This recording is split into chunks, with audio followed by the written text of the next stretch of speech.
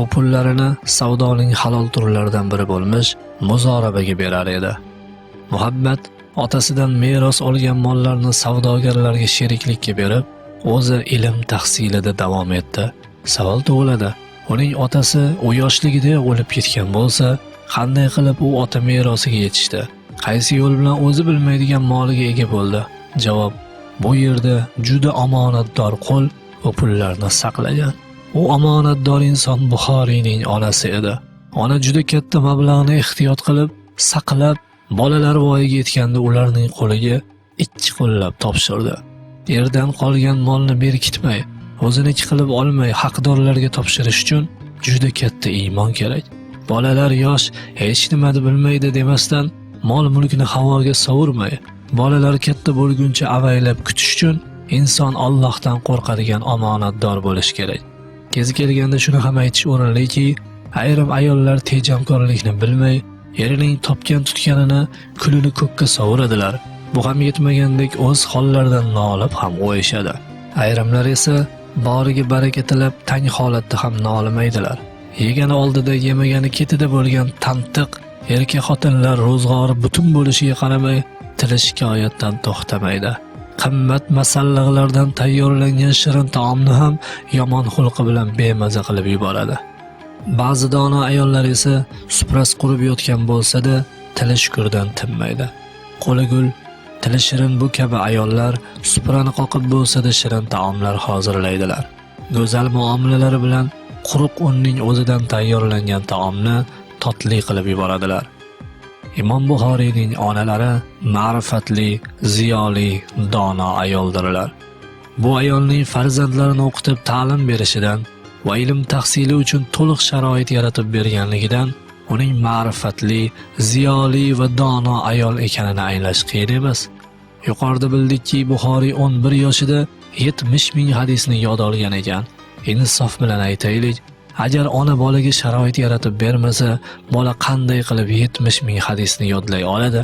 Aytish mumkinki, bolaning o'zida katta qobiliyat bo'lgan, shuning uchun yodlagan. Qobiliyatning o'zi kifoya qilmaydi. Uni to'g'ri yo'lantirilmasa, nazorat qilinmasa, u talant boshqa joyga burilib ketadi. Hozirgi kunda guvohi bo'linayotganidek, ota-onalar farzandiga qobiliyatni yo tiriklayin ko'mib tashlashyapti yoki boshqa manfaatsiz narsalarga burib yuborishyapti. Molga qara, qo'yga yem ber, tovuqqa don sep, yerni chop, dalaga suv quy, uni sot, buni xarid qil degan buyruqlar ichida o'sgan bola 70 ming hadis yodlab 18 yoshida Tarixul Kabir kitobini yozarmidi? Bunday buyruqlar ostida voyaga yetgan yigitlarni qanday yetilganlarini, miyalari ham qay darajada yetilganini ko'rib turibmiz. Kitob yozishni emas, kitob o'qishni eplasalar ham katta gap bo'lib qoldi. Imom Buxoriyning onalari matonatli, jasur ayoldirlar. 15 yashar o'smir o'g'lini yolg'iz o'zini Makka da ta'lim olsin deb tashlab ketish uchun ancha jasorat kerak. Ilmga bo'lgan muhabbat bilan birgalikda erkakcha jasorat va matonat bo'lsagina yosh o'g'lini begona yurtda istiqomatda qolishiga rozilik beradi.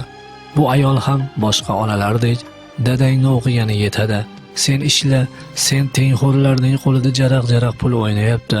Dadangdan ayrilganim yetar, seni yonimda bo'l, aka-uka bo'lib ro'zg'or tebratinglar desa bo'lar edimi? Bo'lar edi. Lekin unday demadi. Ayolning bunday jasoratiga o'sha davrlardagi osoyishtalik, tinch totuv, osuda hayot ham ko'maklashgan albatta. Agar hayot farovon, to'kin sochin bo'lmasa, yo'l tinch, osuda bo'lmasa, yosh juvon ikki o'smir o'g'li bilan uzoq masofa bosib hajga kelarmidi? O'g'lini musofirchilikka tashlab ketarmidi?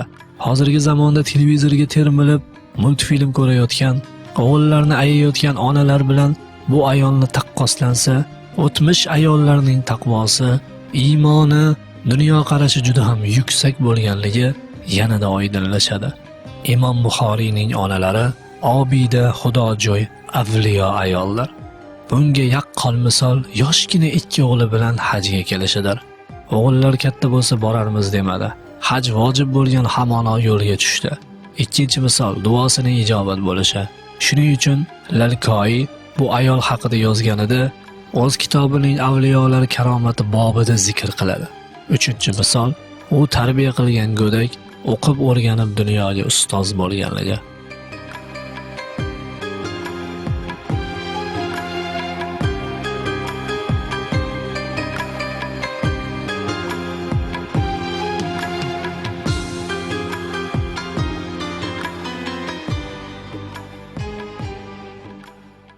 Imom Buxoriyning onalari farzandlari muhabbatini qozongan ayollar.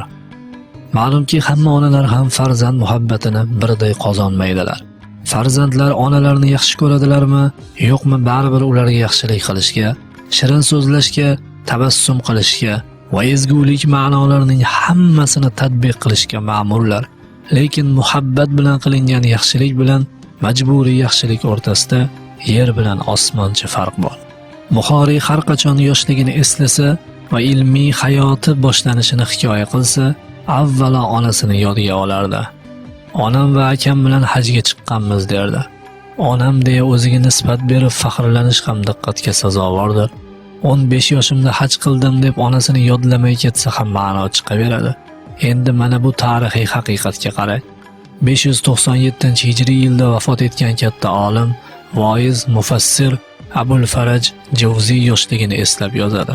Otam men esimni tanimasdan oldin vafot etgan. Ona esa menga e'tibor bermadi. Diqqat qilsangiz, dadalari haqida yozayotganda otam deb o'zlariga nisbat berdilar. Ona zikri kelganda onam demay, ona deyish bilan kifoyalanadi.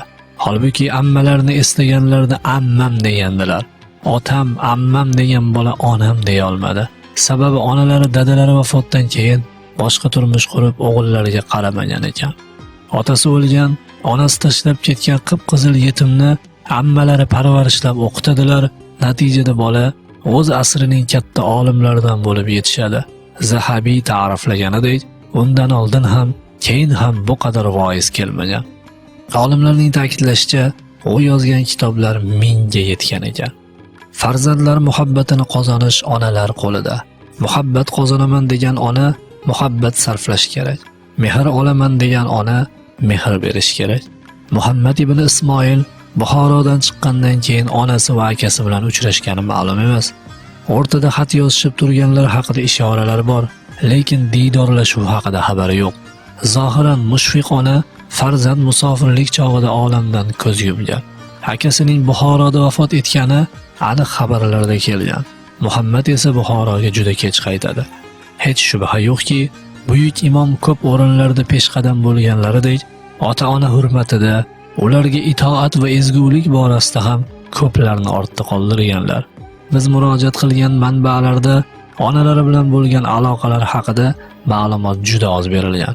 Lekin shunday bo'lsa-da, Buxoriy ta'lif etgan kitoblar uning nodir qobiliyat egasi ekanligi bilan birga ajoyib, havas qilguli, nodir farzand ekanligiga ham yorqin misol bo'la oladi.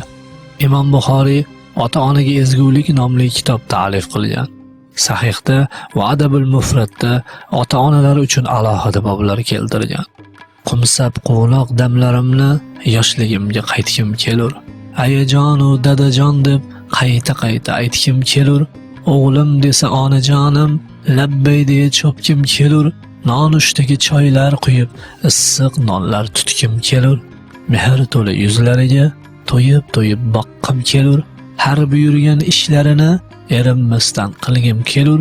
Ah, naylayin g'ariblikda o'lim bizni ajratdi-ku, tong saharda haqlariga istig'forlar aytkim kelur. Aql, zakovat va o'tkir zehn. Ibn Muflih Maqdisi o'z kitobida Hokimning At-Tarixu kitobida naql qilib deydi. Abdullah ibn Muborakdan so'rashdi. Insonga berilgan eng yaxshi narsa nima? Aql, zakovat. U bo'lmasa-chi, go'zal xulq. U ham bo'lmasa-chi, maslahatini ayamaydigan g'amxo'r og'ayini do'styor. Ular ham bo'lmasa-chi, uzoq sukut, tilni yomon gapdan tiyib jim yurish. U ham bo'lmasa-chi. U ham bo'lmasa, o'limning tezroq kelgani yaxshi. Hayot tizgini iqtisod qo'liga o'tib ketgan yangi asrimiz sharoitidan kelib chiqib, yuqoridagi 4 narsaga mol dunyoni ham qo'shib qo'ysak, ortiqcha bo'lmasa kerak. Chunki hozirgi kunlarda mana bu 4tining yo'qligini birgina molning o'zi bildirmay turibdi. Gohida bir insonga ushbularning hammasi aql, zakovat, go'zal xulq, maslahatgo'y og'ayni, do'st yorlar va aql amri bilan foydali so'zni so'zlovchi til berilar ekan. Gohida bir insondan shularning hammasi mahrum qilinar ekan. Gohida esa bir kishida bularning yarmi topilib, ikkinchi bir kishida qolgani yarmi topilar ekan.